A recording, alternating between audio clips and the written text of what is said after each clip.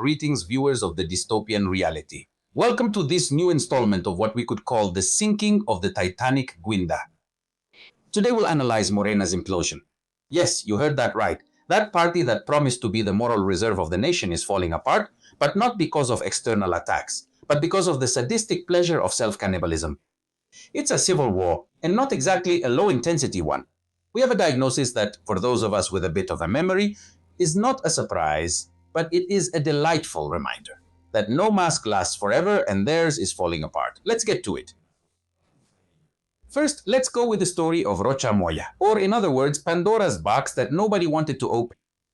Let's start from the beginning, or rather, with the open secret that has the National Palace sweating bullets. The decision to hand over the narco governor had already been discussed in a joint action between Treviño Trevila Sedena and Garcia Harfuch's Security Secretariat. In other words, it had been negotiated with the US government. But thanks to the welfare maid, in a display of coordination worthy of a comedy of errors, it seems they have taken a step back in handing over Ruben Rochamoya to the US authorities. Although the proposal was to hand him over on a silver platter with house arrest and interrogation included, Claudia Sheinbaum said no way. Why? Because, as they say in the neighborhood, if he talks, the servant goes down. It's not a matter of sovereignty, it's absolute panic. Without a doubt, this would mean the downfall of at least half a dozen high-ranking operatives, both in the government and at the top of the Morena party. If Rochamoya squeals to the Americans, the guest list for the party wouldn't exactly be short. We're talking about heavyweights. Among many others, Ignacio Mier, the current coordinator in the Senate, the one who operated in Sinaloa and Durango and Grampa Monster, Adan Augusto López, the old weakling's big pal, could end up being called to testify. In other words, the party leadership could be invited to an unscheduled meeting with the US justice system for alleged ties to organized crime. Who would have thought that party loyalty would come at such a high price? But wait, it gets even better. Here is the real terror, the one that truly keeps the presidential circle up at night, and it has another origin, the López Obrador family. It turns out that the Rochamoya families and the López Beltrán clan are, to put it delicately, very close friends. Remember Enrique Diaz Vega, Rochamoya's finance secretary, who already turned himself in as a protected witness in Arizona? Well, thanks to his closeness with the welfare big shots, he was able to operate with total impunity, moving the dirty money of the Sinaloa cartel. And of course, as long as the money was flowing like water, everyone was happy. Turning in Rochamoya wasn't just about handing over a governor, it was about opening the vault of financial secrets of the Jume Maguspano government, López Obrador. And that's exactly where it no longer works in Chachi's favor. Why? Well, because both her illegal early campaign and the official 2024 campaign were financed with those bills that carried the stamp of the Sinaloa guys. You can try to hide the obvious, but the noise from Morena's implosion is already deafening. The party that established the so-called fourth transformation is not only falling apart, it's breaking into pieces, eaten away by an internal war that no one can stop. Claudia Sheinbaum knows it perfectly well. The factions, far from uniting, have begun to devour each other, speeding up an end that seems closer and closer. But the symptom is much more serious when the gangrene reaches the inner circle and the cabinet. The decay is not peripheral, it's systemic. And the best example is what I already mentioned, the recent skirmish with Washington. In short, handing over Ruben Rochamoya is political suicide for the fourth transformation crowd. It's not that they don't want to do it, it's that they can't. If Rocha falls, the farce collapses, exposing the scheme of illicit money and the dangerous relationships involved. From Andrés Manuel López Obrador to Mario Delgado, the Bienestar cronies, Adan Augusto, in short, the entire golden elite that today is trying at all costs to survive the shipwreck. We are clearly witnessing the collapse of the party that claimed to be the nation's moral reserve. The one that repeatedly promised to be different is now at the center of a crisis. They can't hide, no matter how many morning press conferences they hold. Even if the inept president denies it, widening her eyes and putting on a smile that's faker than her autonomy. Do you remember the moral handbook? That fantasy where corruption ended by decree and impunity was a thing of the past. Well, they lost the script. The supposed legacy of the old piss pants is in the trash. And the most bitter part of all, and this is where irony reaches extreme stratospheric levels, is what happens precisely with the former president. The man who wanted to go down in history as a redeeming hero now finds himself facing a reality that's slapping him right in the face. In other words, the old geezer, by not even poking his head out of his burrow, automatically makes himself an accomplice. He keeps protecting Ruben Rochamoya and the whole gang of mobsters. In fact, he doesn't even have a logical explanation for the lifestyle of his damn kids.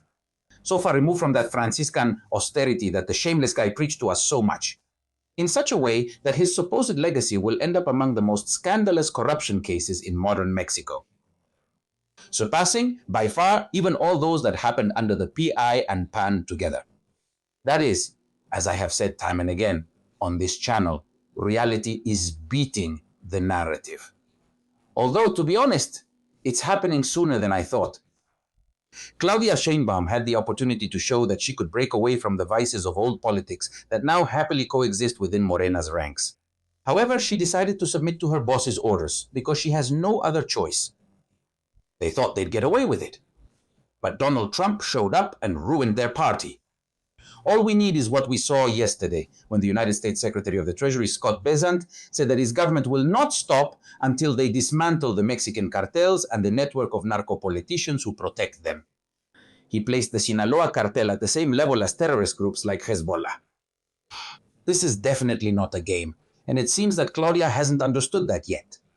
Here are the words of the U.S. Secretary.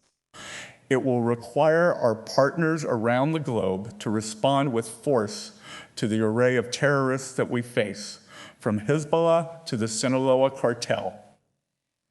As threats move across boundaries, our unity of purpose must transcend every border. There is no doubt that Sheinbaum has signed her death sentence, politically speaking, and in the eyes of history. She has officially become the first woman president of Mexico who allowed and protected organized crime, as well as the manager of her own party's collapse. What we are witnessing is the end of the regrettable fourth transformation. The puppet president is watching as her pawns, instead of defending the castle, are negotiating on their own with the enemy. The conflict is there.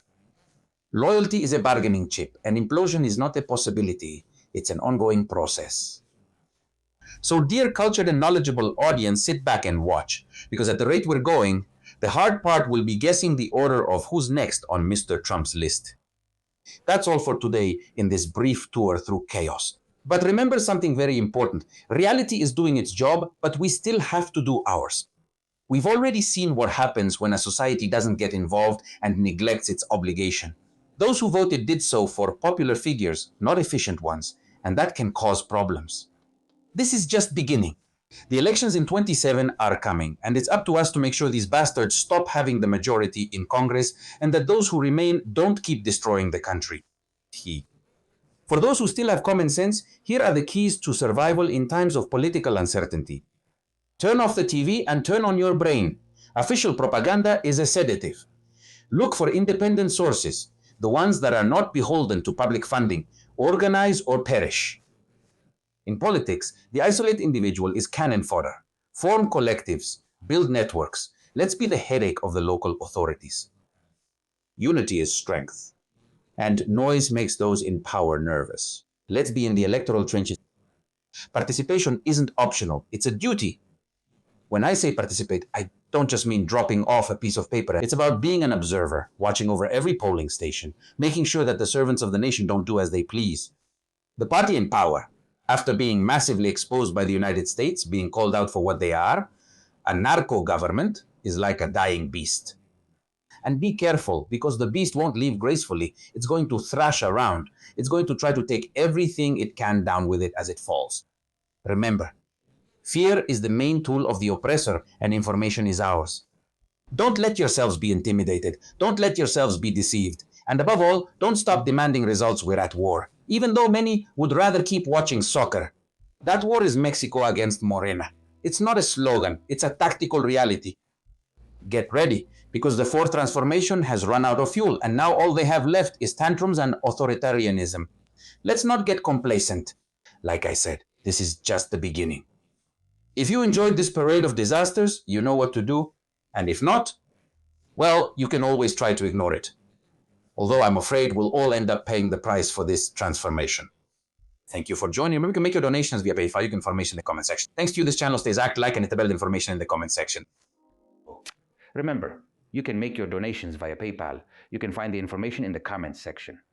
Thanks to you, this channel stays active. It's very important to subscribe, like, and hit the bell to get notifications whenever there's new content. Thank you.